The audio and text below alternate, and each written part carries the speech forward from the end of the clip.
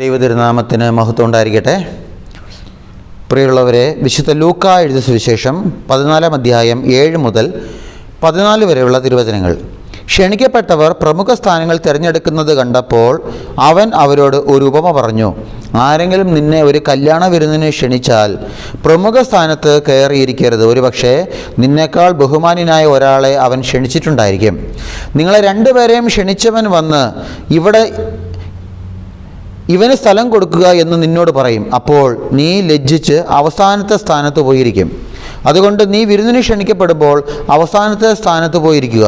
ആതിഥേയൻ വന്ന് നിന്നോട് സ്നേഹിത മുൻപോട്ട് കയറിയിരിക്കുക എന്ന് പറയും. അപ്പോൾ നിന്നോട് കൂടെ ഭക്ഷണത്തിനിരിക്കുന്ന സകലരുടെ മുമ്പാകെ നിനക്ക് മഹത്വമുണ്ടാകും.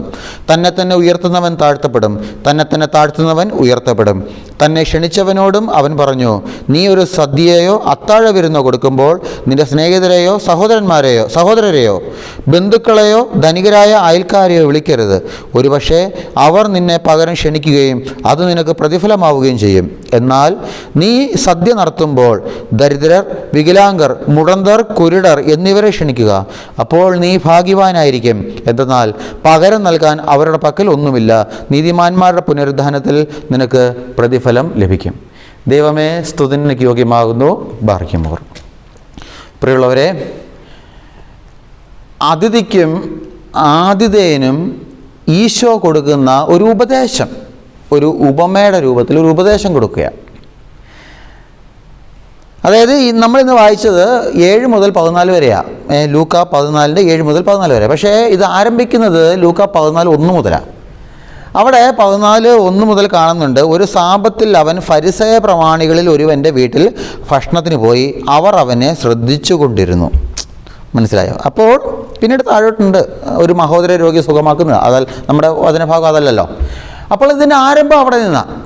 അതായത് ഈശോയെ ഒരു ഫരിസേയ പ്രമാണി ഭക്ഷണത്തിന് ക്ഷണിച്ചു. യേശു അവിടെ പോകുന്നു.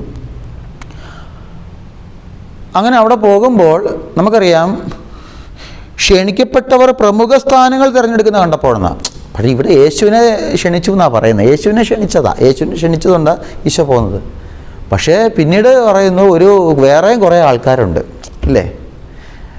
അതായത് നമുക്കറിയാം, അന്ന് യേശു ജീവിച്ചിരുന്ന കാലത്ത് ഈശോ എന്ന് പറയുന്നത് എന്താ പറയുന്നത്, എല്ലാവരും അറിയപ്പെടുന്ന ഒരു മനുഷ്യനായിരുന്നു യേശു. അതായത് നമുക്കറിയാമല്ലോ, ബൈബിളിൽ തന്നെ നമുക്കറിയാം, യേശു പോകുന്നിടത്തെല്ലാം ജനങ്ങൾ വന്നുകൊണ്ടിരുന്നു, ഇല്ലേ? യേശുവിൻ്റെ വചനം കേൾക്കാൻ ജനങ്ങൾ വന്നുകൊണ്ടിരുന്നു. രോഗികൾ വരുന്നു, മരിച്ചവരെ കൊണ്ടുവരുന്നു, പിശാച് ബാധിതരെ കൊണ്ടുവരുന്നു. ഇങ്ങനെ അതായത് സമൂഹത്തിലെ എല്ലാ തരത്തിലുള്ള വ്യക്തികൾ ഈശോൻ്റെ അടുക്കലേക്ക് വരുന്നുണ്ട്. അതേപോലെ തന്നെ ഈ ഫരിസേയർ, സദൂക്കയർ, നിയമജ്ഞർ അവരും വരുന്നുണ്ട്. അവർ യേശുവിനെ പരീക്ഷിക്കാൻ വരുന്നത്, ഇല്ലേ? അപ്പോൾ സ്വാഭാവികമായിട്ടും അങ്ങനെ തന്നെ അത് തന്നെ ആയിരിക്കും ഇവിടെ സംഭവിച്ചത്. ഈശോ ഒരു ഫരിസേയൻ്റെ വീട്ടിലേക്ക് ചെല്ലുമ്പോൾ യേശുവാണ് വരുന്നത് അറിഞ്ഞുകൊണ്ട് വേറെയും ആൾക്കാർ, പ്രത്യേകിച്ച് ഫരിസേയൻ്റെ ആ ഒരു ഗ്രൂപ്പിൽപ്പെട്ടവരൊക്കെ വന്നിട്ടുണ്ട്. തുടക്കം അതാണല്ലോ, അവർ അവനെ ശ്രദ്ധിച്ചുകൊണ്ടിരുന്നു പറഞ്ഞാൽ ഫരിസേയർ വന്നു. കാരണം ഫരിസേയർ, സദൂക്കർ, നിയമജ്ഞരൊക്കെ സത്യം പറഞ്ഞാൽ യേശുവിനെ കാണാൻ വരുന്നത് യേശുവിന് നല്ലത് കേൾക്കാനെന്നോ അല്ല, യേശുവിനെ പരീക്ഷിക്കണം. യേശുവിനെ എങ്ങനെയെങ്കിലും വാക്കുവാദത്തിൽ തോൽപ്പിക്കണം. ഇതാണ് അവരുടെ ആഗ്രഹം. മനസ്സിലായോ? വാക്കുവാദം നടത്തി തോൽപ്പിക്കണം. അല്ലാതെ നല്ലതിന് വേണ്ടി ഒരിക്കലും യേശുവിൻ്റെ അടുക്കൽ വരില്ല.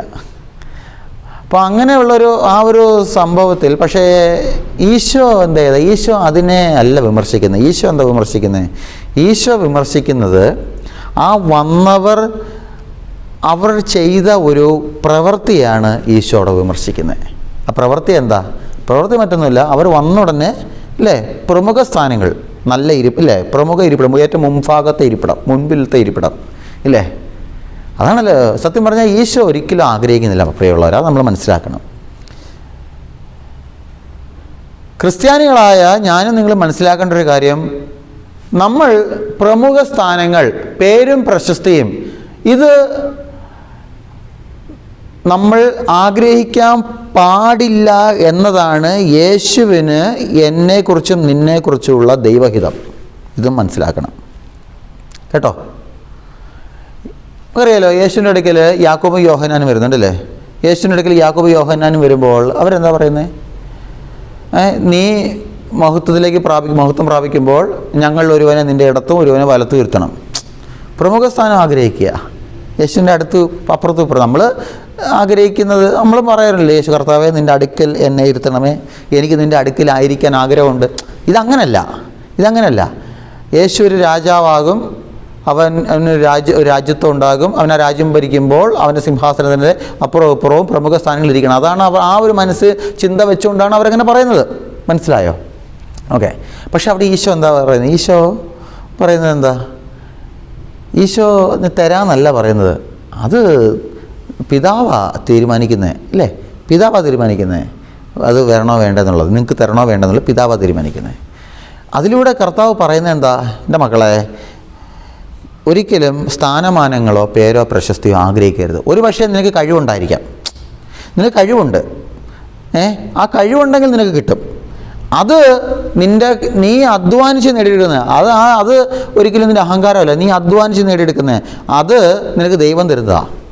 മനസ്സിലായോ? അധ്വാനിച്ച് സ്വന്തം കഴിവ് കൊണ്ട് സ്ഥാനമാനങ്ങൾ നേടിയെടുക്കുന്നതും, എന്നാൽ ഒരു കഴിവുമില്ല, അല്ലെങ്കിൽ കഴിവുണ്ടെങ്കിൽ പോലും അഹങ്കാരത്തോടെ എനിക്കിത് വേണം, എനിക്ക് സ്ഥാനം കിട്ടിയേ പറ്റൂ, ഈ ഒരു ആഗ്രഹത്തോടുകൂടെ ആഗ്രഹിച്ച് ജീവിക്കുന്നത് തമ്മിൽ വ്യത്യാസമുണ്ട്. നീ അധ്വാനിച്ച് നേടുന്നതാണെങ്കിൽ ആ അധ്വാനം നടത്താനുള്ള ശാരീരിക പ്രാപ്തി നിനക്ക് തന്നത് ദൈവമാണ്. ആ ദൈവം തന്നെ നിനക്ക് ആവശ്യമുള്ള സ്ഥാനമാനങ്ങളും പേരും പ്രശസ്തിയും കർത്താവ് തന്നെ നിനക്ക് തരും. മനസ്സിലായോ? തരും. അത് തക്ക സമയത്ത് കർത്താവ് തന്നോളും. നീ എന്ത് ചെയ്യണം? നീ തമ്പുരാൻ്റെ സന്നിധിയിലൊന്ന് എളിമപ്പെട്ട് വിനയത്തോടെ കാത്തിരുന്നാൽ മാത്രം മതി.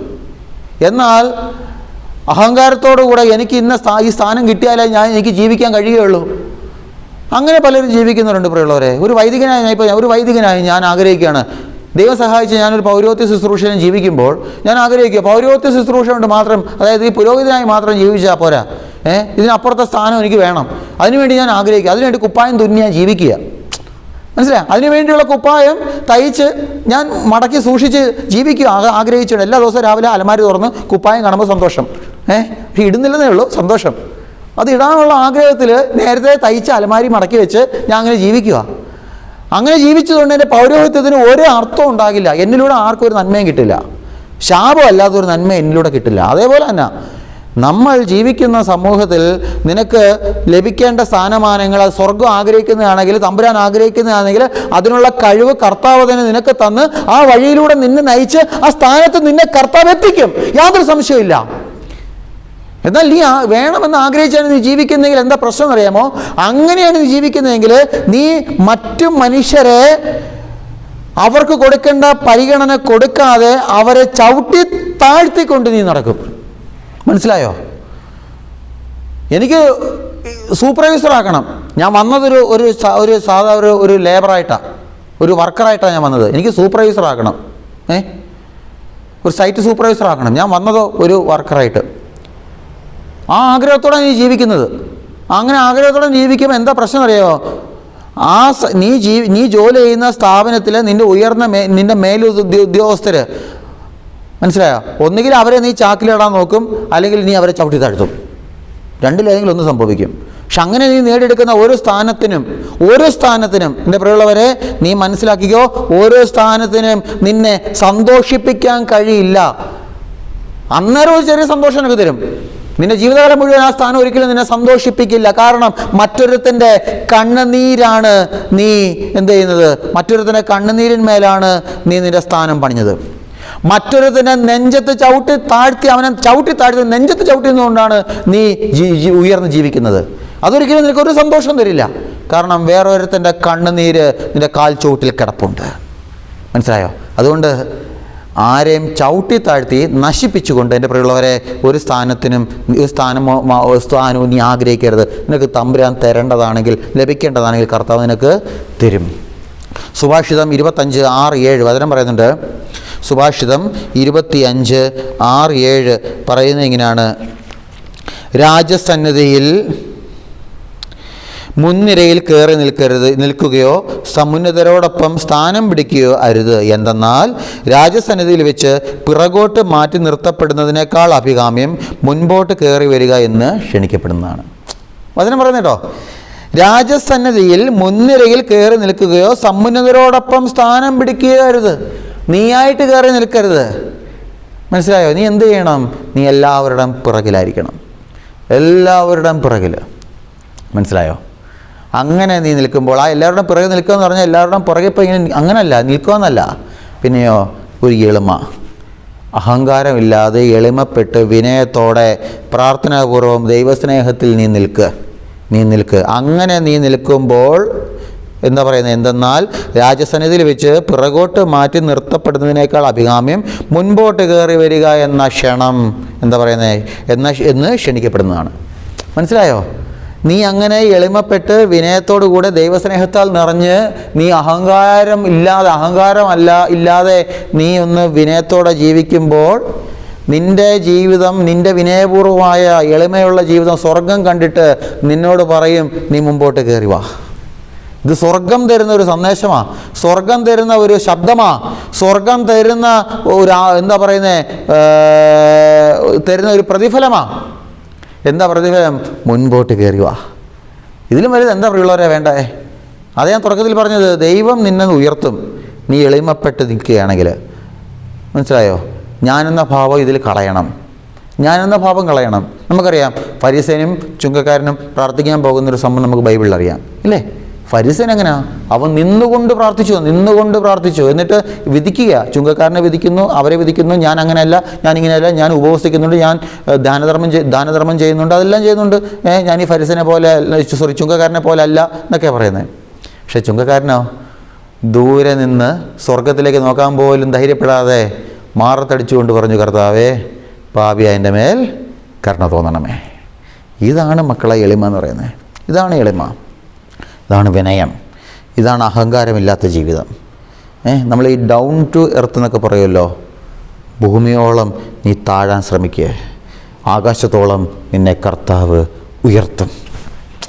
ഭൂമിയോളം നീ ഒന്ന് താഴ്, ആകാശത്തോളം കർത്താവ് നിന്നെ ഉയർത്തും, യാതൊരു സംശയമില്ല. മനസ്സിലായോ? അതാ പറയുന്നത്, നിന്നെ മുമ്പോട്ട് കയറി വാന്ന് പറയും. ആരാ പറയുന്നത്? സ്വർഗം നിന്നോട് പറയും, കർത്താവ് നിന്നോട് പറയും, മുമ്പോട്ട് കയറി വരിക. അങ്ങനെ മുമ്പോട്ട് കയറി വരിക എന്ന് കർത്താവ് നിന്നോട് പറയണമെങ്കിൽ എന്ത് ചെയ്യണം? കർത്താവ് നിന്നെ സ്നേഹിക്കണം, കർത്താവ് നിന്നെ ഇഷ്ടപ്പെടണം. അതാണല്ലോ യോഹന്നാൻ 6:44 പറയുന്നുണ്ട്. യോഹന്നാൻ 6:44 പറയുകയാണ്, എന്നെ അയച്ച പിതാവ് ആകർഷിച്ചാലല്ലാതെ ഒരുവനും എൻ്റെ അടുക്കിലേക്ക് വരാൻ സാധിക്കുകയില്ല. അതായത് നമ്മൾ ആദ്യം കേട്ട സുഭാഷിതം 25:6-7 കേട്ട എന്താ? നീ പുറകിലോട്ട് മാറി നിൽക്കുമ്പോൾ നിൻ്റെ എളിമ കണ്ട്, നിൻ്റെ വിനയം കണ്ട് നിനക്കൊരു സ്വരം കിട്ടും. എന്താ? മുമ്പോട്ട് കയറി വാ. അങ്ങനെ മുമ്പോട്ട് നിന്നെ കയറ്റി നിർത്തുന്നത്, ഈ സ്വരം തന്ന് കയറ്റി നിർത്തുന്നത് ദൈവമാണ്. ആ ദൈവം നിന്നെ മുൻപോട്ട് കയറ്റി നിർത്തണമെങ്കിൽ എന്ത് ചെയ്യണം? ആ ദൈവം നിന്നെ സ്നേഹിക്കണം. ദൈവത്തിന് നിൻ്റെ മേലൊരു കരുണയുണ്ടാകണം, കരുതലുണ്ടാകണം, കടാക്ഷം ഉണ്ടാകണം. മനസ്സിലായി? അതാണ് യോഹന്നാൻ 6:47 പറയുന്നത്, എന്നെ അയച്ച പിതാവ് സ്നേഹിച്ചാലല്ലാതെ ആകർഷിച്ചാലല്ലാതെ ഒരുവന് എൻ്റെ അടുക്കിലേക്ക് വരാൻ പറ്റില്ല. പുറമെ നിന്ന് എനിക്ക് എന്തും കാണിക്കാം. മനസ്സിലായോ? അഹങ്കാരത്തോടെ ഞാൻ ജീവിക്കുന്നുണ്ട് സമൂഹത്തിൽ. ദേവാലയത്തിന് പുറത്തേക്ക് ഇറങ്ങിക്കഴിഞ്ഞാൽ ഞാൻ അഹങ്കാരത്തോടെ ജീവിക്കുന്നത്. കാശിന് വേണ്ടിയാണ് ജീവിക്കുന്നത്, പണത്തിനും പ്രശസ്തിക്കും പേരിനും പെരുമയ്ക്കും വേണ്ടിയാണ് ജീവിക്കുന്നത്. മനുഷ്യന് കൊടുക്കേണ്ട, എൻ്റെ സഹോദരന് കൊടുക്കേണ്ട ഒരു പരിഗണന കൊടുക്കാതെ ഞാൻ ജീവിക്കുന്നത്. പക്ഷേ പള്ളിക്കകത്ത് കയറുമ്പോൾ ഞാൻ ഒടുക്കത്തെ പ്രാർത്ഥനയാണ്, ഒടുക്കത്തെ ഭക്തിയാണ്, ഒരിക്കലും ഇല്ലാത്ത ഭക്തിയൊക്കെ ഞാൻ കാണിച്ചു കളയും. കരങ്ങൾ എത്രയോ ഉയർത്താമോ അത്ര ഉയർത്തി പ്രാർത്ഥിക്കും. പക്ഷെ കർത്താവ് പറയാ, അങ്ങനെ നീ പ്രാർത്ഥിച്ചത് കൊണ്ടൊന്നും എൻ്റെ അടുക്കൽ നീ വരില്ല. എൻ്റെ അടുക്കൽ നിനക്ക് വരണമെങ്കിൽ എൻ്റെ സ്വർഗം, എൻ്റെ അപ്പൻ നിന്നോട് കനിയണം, എന്നാലേ നിനക്ക് വരാൻ പറ്റുകയുള്ളൂ. അത് വരാൻ പറ്റണമെങ്കിൽ എന്താ കണ്ടീഷൻ പറ്റുന്നില്ല. ദൈവം നിന്നെ സ്നേഹിക്കണം. സ്നേഹിക്കാനുള്ള കണ്ടീഷൻ എന്താ? സ്നേഹിക്കാനുള്ള കണ്ടീഷൻ നീ എളിമപ്പെടണം, കർത്താവിന് മുമ്പിൽ എളിമപ്പെടണം. തമ്പുരാൻ സന്നിധിയിൽ പ്രാർത്ഥനയോടെ ജീവിക്കാൻ ശ്രമിക്കണം, ആഗ്രഹിക്കണം. പ്രാർത്ഥന ഇല്ലാത്തൊരു ജീവിതമല്ല, പ്രാർത്ഥനയുള്ളൊരു ജീവിതം നീ നടത്തണം. അഹങ്കാരത്തോടെ ജീവിക്കാനല്ല, എളിമയോടെ വിനയത്തോടെ നീ ജീവിക്കണം. മറ്റുള്ളവരെ സ്നേഹിക്കാതെ ജീവിക്കുന്നതല്ല, മറ്റുള്ളവരെ നെഞ്ചോട് ചേർത്ത് വെച്ച് കരുതി നീ ജീവിക്കണം. അവർക്ക് കൊടുക്കേണ്ട കരുതൽ നീ കൊടുക്കണം, പരിഗണന കൊടുക്കണം. അങ്ങനെ നീ കൊടുത്ത് ജീവിക്ക്. ദൈവത്തിൻ്റെ നാമത്തിൽ നീ ദൈവജനത്തെ സ്നേഹിക്ക്. ദൈവത്തിൻ്റെ നാമത്തിൽ ദൈവസ്നേഹത്താൽ നിറഞ്ഞുകൊണ്ട് നീ നിന്റെ സഹോദരനെ സ്നേഹിക്ക്. ദൈവസ്നേഹത്താൽ നിറഞ്ഞുകൊണ്ട് നീ നിന്റെ ജീവിത പങ്കാളിയെ സ്നേഹിക്ക്. ദൈവസ്നേഹത്താൽ നിറഞ്ഞുകൊണ്ട് നീ നിന്റെ കുടുംബത്തെ സ്നേഹിക്ക്.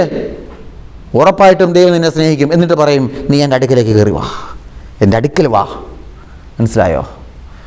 ഇതാണ് എൻ്റെ പ്രിയമുള്ളവരെ ഇവിടെ കർത്താവ് നമ്മളോട് പറയുന്നത്.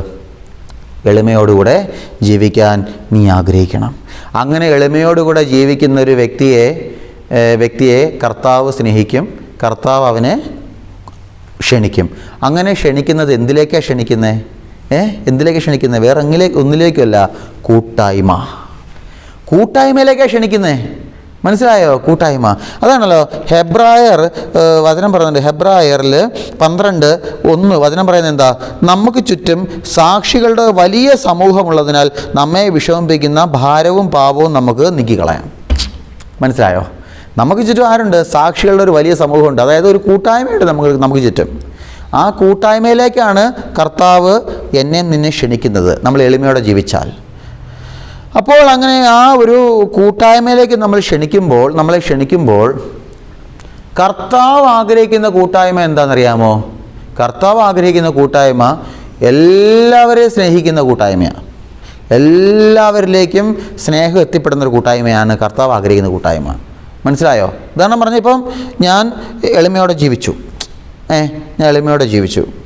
കർത്താവ് എന്നെ ഇഷ്ടപ്പെടുന്നു. കർത്താവ് എന്ത് ചെയ്യും? എന്നെ ക്ഷണിക്കും, അവൻ്റെ അടുക്കിലേക്ക് ക്ഷണിക്കും. അവൻ്റെ അടുക്കിലേക്ക് ക്ഷണിച്ചിട്ട് വെറുതെ ക്ഷണിക്കുന്നു. എന്തിനാണെന്നറിയാമോ? ഒരു കൂട്ടായ്മ അവിടെ ബലപ്പെടുകയാണ്. കർത്താവും ഞാനും തമ്മിലൊരു കൂട്ടായ്മ അവിടെ രൂപപ്പെടും. ഈ കൂട്ടായ്മ അതിങ്ങനെ ഞാൻ പൊത്തിപ്പിടിച്ചോട്ട് ജീവിച്ചിട്ട് കാര്യമില്ല. മനസ്സിലായോ? ആ ഒരു കൂട്ടായ്മയുണ്ട്. ഞാനും കർത്താവും ഈശോയും തമ്മിലൊരു കൂട്ടായ്മയുണ്ട്. ആ കൂട്ടായ്മ ഞാൻ ഇങ്ങനെ മുറുകെ പിടിച്ചുകൊണ്ട് വെറുതെ ജീവിക്കുക. അങ്ങനെ ജീവിച്ചിട്ട് കാര്യമില്ല. പിന്നെന്ത് ചെയ്യണം? ആ കൂട്ടായ്മ ഞാൻ പകർന്നു കൊടുക്കണം. മനസ്സിലായോ? മറ്റുള്ളവർക്ക് പകർന്നു കൊടുക്കണം. അതെങ്ങനെ കൊടുക്കണം? അതാണ് ഇന്ന് ഈ സുവിശേഷത്തിൽ വീണ്ടും ഈശോ പറയുന്നത്. ഈശോ പറയുന്നത് എന്താ? ഈശോ ആരെയൊക്കെ ക്ഷണിക്കണം, ആരെയൊക്കെ ക്ഷണിക്കണ്ട എന്ന് പറയുന്നുണ്ട്. മനസ്സിലായോ? കർത്താവ് ഈ ആതിഥേയന് കൊടുക്കുന്ന ഉപദേശത്തിൽ പറയുന്നുണ്ട്.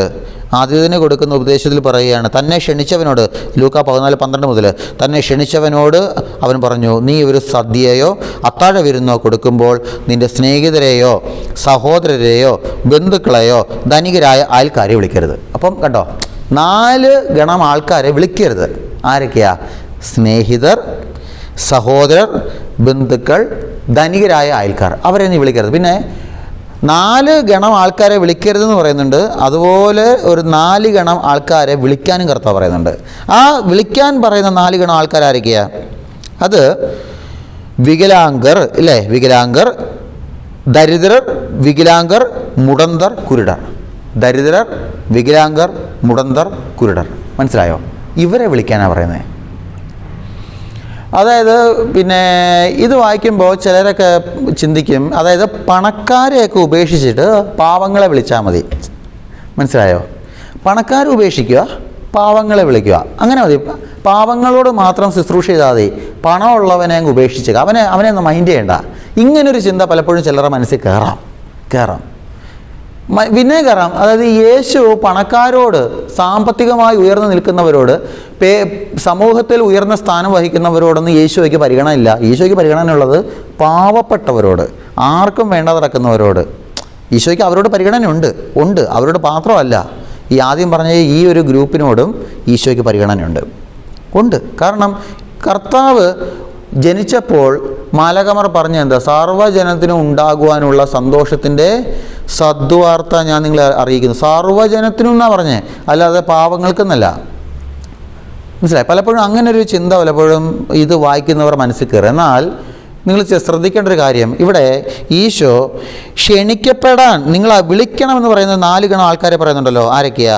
വികലാംഗർ, മുടന്തർ, കുരുടർ, ദരിദ്രർ. ഇല്ലേ? ഇതിൽ ദരിദ്രർ അവരെ എടുക്കുക. അവർ പാവങ്ങളാണ്. ദരിദ്രർ ആ വാക്കിൽ തന്നെയുണ്ട്, ഇല്ലേ? അവർ പാവങ്ങളാണ്. അവർക്ക് സാമ്പത്തികമായ ഒരു ഉയർച്ചയില്ല, അല്ലെങ്കിൽ സ്ഥാനമാനങ്ങളില്ല. ഒരു പക്ഷേ അവരെ 4 ആൾ അറിയില്ല, ഇല്ലേ? അവരെങ്ങനെ ജീവിക്കുന്നു, പോകുന്നു. മരിച്ചു കഴിഞ്ഞാൽ പോലും ആരും തിരിഞ്ഞു നോക്കില്ല, അല്ലേ? അങ്ങനെയുള്ള പാവങ്ങൾ, ദരിദ്രർ. ബാക്കിയുള്ളവരാരൊക്കെയാ? വികലാംഗർ, മുടന്തർ, കുരുടർ. അവർ പാവങ്ങളാകണമെന്ന് യാതൊരു നിർബന്ധവുമില്ല. അവർ ഒരുപക്ഷെ പണക്കാരാകാം, സാമ്പത്തികമുള്ളവരാകാം. മനസ്സിലായോ? എത്രയോ വികലാംഗർ, ധനികരുണ്ട്. എത്രയോ മുടന്തരുണ്ട്, കുരുടരുണ്ട്, ധനികർ, അല്ലേ? അവർ പാവപ്പെട്ടവരാവണമെന്നില്ല. അപ്പം ഇതിലെന്താ കർത്താവ് ഉദ്ദേശിക്കുന്നത്? കർത്താവ് ഉദ്ദേശിക്കുന്നത് പറഞ്ഞാൽ എല്ലാവരിലേക്കും നിൻ്റെ സ്നേഹം എത്തണം. അതോടൊപ്പം അത് നിങ്ങൾ ശ്രദ്ധിക്കണേ, അതോടൊപ്പം സ്വന്തമായി സ്വയം ഒന്നും ചെയ്യാൻ പ്രാപ്തിയില്ലാത്തവരുടെ മേൽ നിൻ്റെ പ്രത്യേക പരിഗണന ഉണ്ടാകണം. സ്വയം ചെയ്യാൻ കഴിയില്ല, മനസ്സിലായോ? നല്ല രീതിയിൽ ജീവിക്കണമെന്ന് ആഗ്രഹമുണ്ട്, അതിനുവേണ്ടി രാപ്പകലില്ലാതെ കഷ്ടപ്പെടുന്നുണ്ട്, പക്ഷെ പറ്റുന്നില്ല. അങ്ങനെയുള്ള പാവങ്ങളെ, അങ്ങനെയുള്ള മനുഷ്യ ജന്മങ്ങളെ, അവരുടെ മേൽ നിൻ്റെ ഒരു പ്രത്യേക പരിഗണന, കരുതൽ, സ്നേഹം ഉണ്ടാകണം. മനസ്സിലായോ? അങ്ങനെയുള്ളവരോട് ഉണ്ടാകണം. ഉദാഹരണം പറഞ്ഞാൽ നിൻ്റെ വീട്ടിലെ മാതാപിതാക്കൾ അവർ പക്ഷേ കിടപ്പിലായിരിക്കും, കിടപ്പ് രോഗികളായിരിക്കും. ഞാൻ പലപ്പോഴും എൻ്റെ പല വീഡിയോസിൽ ഞാൻ ഈ കാര്യം പറയുന്നുണ്ട്. നീ വീണ്ടും പറയുക, വീണ്ടും പറയുക, കയറട്ടെ, എല്ലാത്തിൻ്റെ മണ്ടയിൽ കയറട്ടത്, മനസ്സിലായോ? പറയുക, നിൻ്റെ വീട്ടിലെ കിടപ്പ് രോഗികൾ, അവർ ഒരുപക്ഷെ അവരുടെയും നിൻ്റെയും ഒക്കെ സമ്പാദ്യം കൊണ്ട് നിങ്ങൾ സാമ്പത്തികമായി ഉയർന്ന നിലയിലായിരിക്കും. പക്ഷേ അവർ കിടപ്പ് രോഗികൾ, അവർക്കൊന്നും സ്വയം ചെയ്യാൻ പറ്റില്ല. അവരുടെ മേൽ നിൻ്റെ പ്രത്യേക കരുണയുണ്ടാകണം. മനസ്സിലായോ? പ്രത്യേക കരുണയുണ്ടാകണം. ഒരിക്കൽ ഒരു സഹോദരി എന്നോട് ഇങ്ങനെ സംസാരിച്ചപ്പോൾ പറയുക, അച്ഛാ, എൻ്റെ ഒരു ബന്ധുവിൻ്റെ വീട്ടിൽ ഒരു അമ്മ എഴുന്നേറ്റ് നടക്കുന്നതായിരുന്നു, പെട്ടെന്ന് ശരീരം തളർന്നു വീണു, കിടപ്പായി. മനസ്സിലായി? ഈ അമ്മ എല്ലാ ഞായറാഴ്ചയും എല്ലാ ദിവസവും പള്ളിയിൽ പോകുന്നത്, നടന്ന് പള്ളിയിൽ പോയിക്കൊണ്ടിരുന്ന ഒരു അമ്മയാണ്. എല്ലാ ദിവസവും പള്ളിയിൽ പോകും, കുർബാന സ്വീകരിക്കും, പ്രാർത്ഥിക്കും, വീട്ടിൽ ജപമാല ചൊല്ലിയാൻ നടക്കുന്നത്. അങ്ങനെ ഒരു അമ്മ. ഈ അമ്മയെ മാത്രമല്ല, ഈ അമ്മയെ കണ്ടുകൊണ്ട് അമ്മയുടെ മക്കളോ കുടുംബത്തിലുള്ളവരും അതേപോലെ ജീവിക്കുന്നത്. അങ്ങനെ പ്രാർത്ഥിച്ച് ജീവിക്കുന്നൊരു കുടുംബം. പെട്ടെന്നാണ് ഈ അമ്മ ശരീരം തളർന്ന് വീണു, കിടപ്പായി. ഈ സഹോദരി എന്നോട് പറയാം, അച്ഛാ, ഇത്രയും പ്രാർത്ഥിക്കുന്ന ഒരു കുടുംബത്തിൽ ഇതുണ്ടായപ്പോൾ സത്യം പറയാലോ വെച്ചാൽ എനിക്ക് സംശയമുണ്ടായി. എന്തിനാ ദൈവം, ഇനി ദൈവം ഉണ്ടോ? ഈ ദൈവം ക്രൂരനല്ലേ? ഇങ്ങനൊരു ദൈവം ഉണ്ടോ? സത്യം പറയാലോ, ഇതിനെന്താ മറുപടി പറയുന്നത്? ഒരിക്കലും ഇത് കേട്ടപ്പോൾ എനിക്ക് പെട്ടെന്ന് എൻ്റെ മനസ്സിലേക്ക് പരിശുദ്ധാത്മാവ് തോന്നിച്ചൊരു ഉത്തരം എന്താണെന്നറിയാമോ? അതായത് വേറൊന്നുമല്ല, എനിക്ക് പെട്ടെന്ന്, അതായത് ഭരണകാലത്ത് അൽഫോൺസാമയുടെ ആ ഒരു സംഭവം എനിക്ക് പെട്ടെന്ന് ആത്മാവ് എൻ്റെ മനസ്സിലേക്ക് കൊണ്ടുവന്നത്. ഞാൻ ആ സഹോദരി പറഞ്ഞു, ചേച്ചി ഭരണകാലത്ത് പോയിട്ടുണ്ടോ? അപ്പോൾ ചേച്ചി പറഞ്ഞു, പോയിട്ടുണ്ട് അച്ഛാ. അവിടെ നമ്മൾ ആരെ കാണാനാണ് പോകുന്നത്? അപ്പോൾ ഈ ചേച്ചി പറഞ്ഞു, അച്ഛാ, നമ്മൾ അൽഫോൺസാമയുടെ കബറിടം കാണാനും അൽഫോൺസാമയോട് മാധ്യസ്ഥപേക്ഷിക്കാനും ഒക്കെയാണ് പോകുന്നത്. ഓക്കെ. ഭരണങ്ങാനം അൽഫോൺസാമയുടെ കബറിടം സ്ഥിതി ചെയ്യുന്ന പള്ളിയുടെ ഓപ്പോസിറ്റ്, ആ വഴിയുടെ എതിർഭാഗത്തായിട്ട് അൽഫോൺസാമ താമസിച്ചൊരു മഠമുണ്ട്. അവിടെ പോയോ? പോയിട്ടുണ്ട്. അവിടെ ആ മഠത്തിൽ കയറുമ്പോൾ അൽഫോൺസാമയുടെ മുറിയുണ്ട്, അൽഫോൺസാമയുടെ ഫോട്ടോയുണ്ട്, എല്ലാം ഉണ്ട്. വീണ്ടും നമ്മൾ ആ മഠത്തിൽ ഓരോ മുറികൾ നടന്ന് പോകുമ്പോൾ അവിടെ മറ്റു പലരുടെയും ഫോട്ടോ കാണാം. അൽഫോൺസാമയുടെ അപ്പൻ്റെ ഫോട്ടോ, അമ്മയുടെ ഫോട്ടോ, അൽഫോൺസാമയുടെ കൂടെ ഉണ്ടായിരുന്ന സിസ്റ്റേഴ്സിൻ്റെ ഫോട്ടോ, അന്നത്തെ മദറിൻ്റെ ഫോട്ടോ, അൽഫോൺസാമയ്ക്ക് കുർബാന കൊടുത്ത അല്ലെങ്കിൽ അൽഫോൺസാമയുടെ കുമ്പസാരക്കാരനായ വൈദികൻ്റെ ഫോട്ടോ, അങ്ങനെ ഒരുപാട് പേരുടെ ഫോട്ടോസ് കാണാം. നമ്മൾ ആരെ കാണാനാണ് പോകുന്നത്? അൽഫോൺസാമയെ കാണാനാണ്. പക്ഷേ എന്തിനാ ഇവരുടെയൊക്കെ ചരിത്രവും ഇവരുടെയൊക്കെ ഫോട്ടോയും പേരും ചരിത്രവും ഒക്കെ അവിടെ എഴുതി വെച്ചിരിക്കുന്നത്? അപ്പോൾ ചേച്ചി പറഞ്ഞു, അത് അൽഫോൺസാമയുടെ കൂടെ അവർ ജീവിച്ചത് കൊണ്ടാച്ചാ. ഞാൻ പറഞ്ഞു, ഇത് തന്നെ അതിൻ്റെ ഉത്തരം. അതായത് നിൻ്റെ വീട്ടിൽ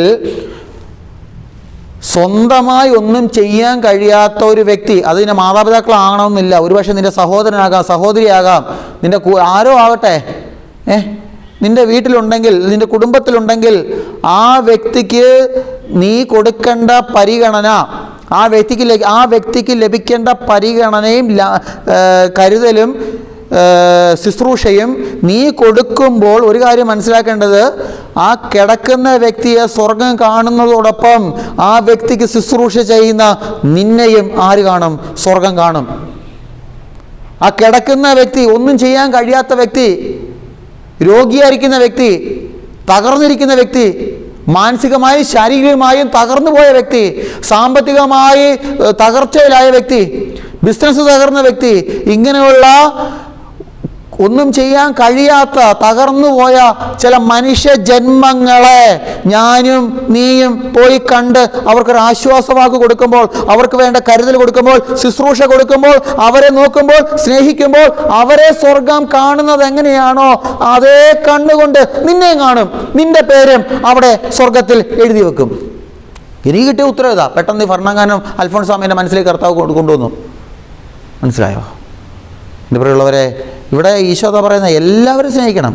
അതായത് ഈ സ്വന്തമായി സ്വയം ചെയ്യാൻ കഴിയുന്നവരെ അല്ല, അവരെ മാത്രമല്ല, അവരെ നീ വിട്ടേക്കുക, അവർ വന്നോളും, അല്ല അവർക്ക് അവർ നിന്നെ സ്നേഹിച്ചോളും. പക്ഷേ ഒന്നും ചെയ്യാൻ കഴിയാത്ത കുറച്ച് പാവങ്ങളുണ്ട് സമൂഹത്തിൽ.